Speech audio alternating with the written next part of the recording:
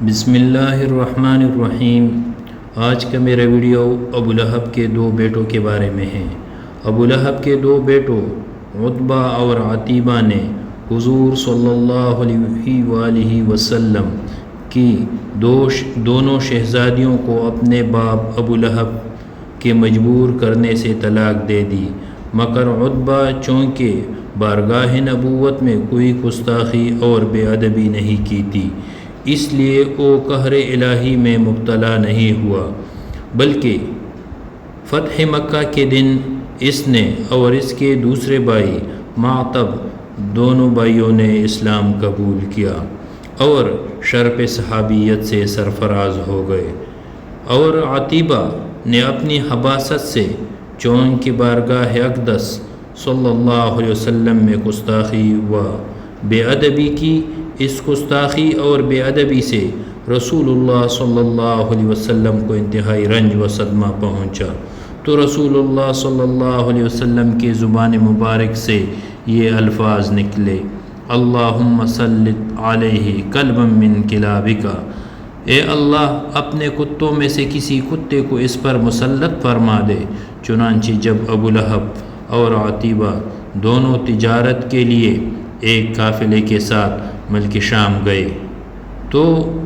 رات کے وقت مقام زرقہ میں ایک راہب کے پاس ٹھہرے۔ راہب نے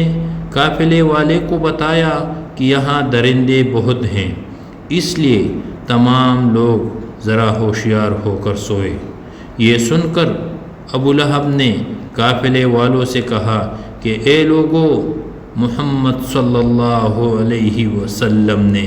میرے بیٹے عتیبہ کے لیے ہلاکت کی دعا کی ہے، لہٰذا تم لوگ تمام تجارتی سامانوں کو اکٹھا کر کے اس کے اوپر عتیبہ کا بستر لگا دو اور سب لوگ اس کے ارد گرد سو جاؤ تاکہ میرا بیٹا درندوں کے حملے سے محفوظ رہیں۔ چنانچہ قافلے والوں نے عتیبہ کی حفاظت کا پورا بندوبست کیا، لیکن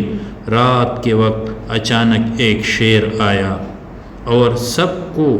سونگتے ہوئے کود کر عتیبہ کے بستر پر پہنچا اور اس کے سر کو چبا ڈالا۔ لوگوں نے شیر کو تلاش کیا مگر کچھ بھی پتہ نہیں چل سکا کہ شیر کہاں سے آیا تھا اور کدھر چلا گیا۔ اس طرح رسول اللہ صلی اللہ علیہ وسلم کو اذیت دینے والا عتیبہ دنیا ہی میں بدترین موت کا شکار ہو کر واصل جہنم ہوا۔ اگر ویڈیو پسند آیا ہو تو چینل کو ضرور سبسکرائب کریں اور اپنی قیمتی آراء کمنٹس کریں۔ ویڈیو دیکھنے کا شکریہ۔